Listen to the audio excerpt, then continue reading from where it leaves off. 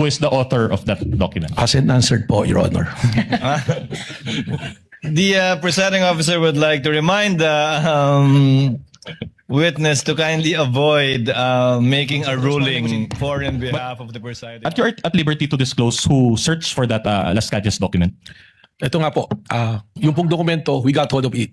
Sabi nga po natin, meron po kami mga tinatawag na amin pong mga informants at mga source. It was provided to us. Nung ibinigay po sa amin to, hindi naman po ibig sabihin, ay amin kaagad itong paniniwalaan. Tama po kayo. That's okay. I can ask subsequent questions regarding to that. So actually, my question is, after you had obtained this document, did you subpoena Las Cañas to verify the contents of those documents?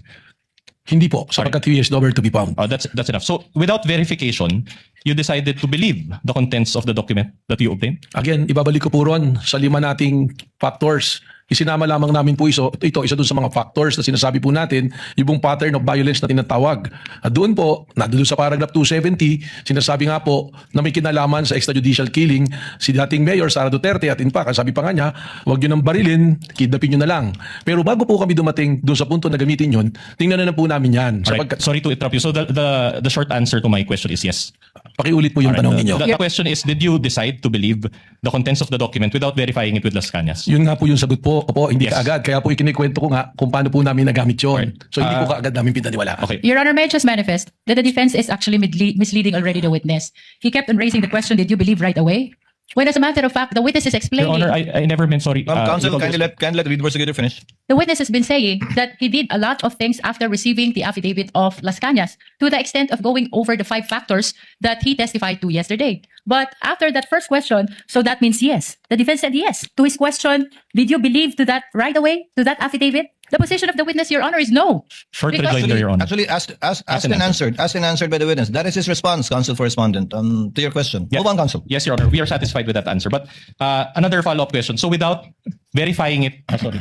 That's misleading, Your Honor. Allow him to finish the question, counsel. just on What the is the point- pleasure of Senator Judge Yes. Cayetano? Just on your ruling, maybe clarify because the question was, pinaniniwalaan mo ba? Ang sagot niya, hindi ka agad. So counsel was asking for yes or no. I just want to be clarified.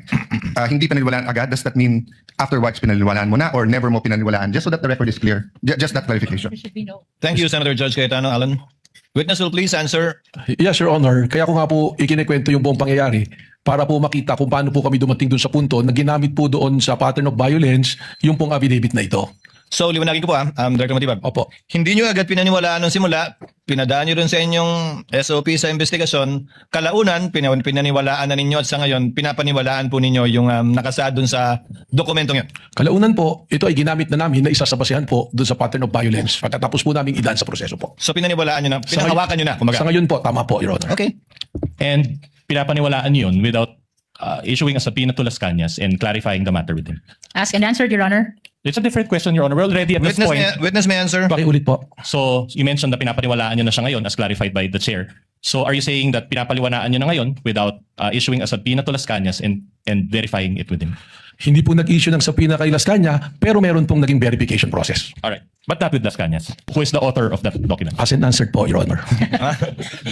The presiding officer would like to remind the witness to kindly avoid making a ruling for and behalf of the presiding officer. Pasensya na po, Your Honor. But the gentleman would have been correct. The presiding officer would have said the same thing. Thank you for saving me the trouble. But try to avoid that, Director Matibag. Sorry po, Your Honor. Alright. Thank you. Thank Counsel may proceed. Alright. Director Matibag, yesterday I identified 2 videos and you related it with the alleged pattern of behavior of VP Sara, correct? The first video that you showed, I think, involved the sheriff. Tama po. Alright. But that incident, will you confirm that that incident took place on July 1, 2011? Yes, long time ago po. So around 15 years ago. Tama po. And did you still find it relevant to use that video? Under po dun sa 5 factors namin, ang tinitingnan po natin sa pattern of violence is the historical behavior. Alright. Kasama po yun. With the permission of counsel for respondent, what is the pleasure of Senator Judge Ontiveros? If I may, Mr. Presiding Officer, before the defense moves on to a next question, just to ask a follow-up question of the previous topic. On this matter, On the matter of the Las Cañas affidavit, Mr. the Presiding lady Officer. may proceed with that question on Las Cañas only. Salamat po, Mr. Presiding Officer. Follow-up question, Mr. Witness.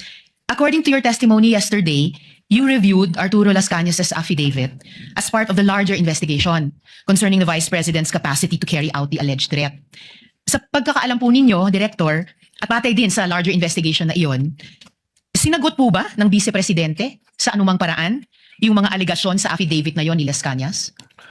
Your Honor, marami po kasi kaming, yun nga po yung gusto kong ipaliwanag, marami po kasi kaming mga ikinonsider na tinatawag natin po na open source intel. Yan na po yung mga news, mga report. At nung tinitingnan po namin yan, si Arturo Las Cañas, meron pa po siyang lumabas na balita noon, nung isinumite niya itong affidavit na ito sa ICC. At maalala ko po, meron din po lumabas sa balita na mismong si Vice President Sara Duterte, parang sinasabi po niya roon na hindi ko kailangan ng DDS para gumawa ng kayang gawin ng DDS. Something to that effect po. Na-consider po namin lahat po yan. Sa sinabi di umano ni Vice President, sinabi niya hindi niya kailangan ang DDS para gawin ang Yung kayang gawin ng DDS. Something ng like that DDS. po. Opo. Hindi ko po eksaktong ma-recall yung phrase na pagkakasabi po. Salamat, Mr. Witness. I may return to that point later. The lady may do Mr. so after Presiding Officer. the Salamat po. cross, redirect and recross when she avails for time. Counsel for respondent may proceed.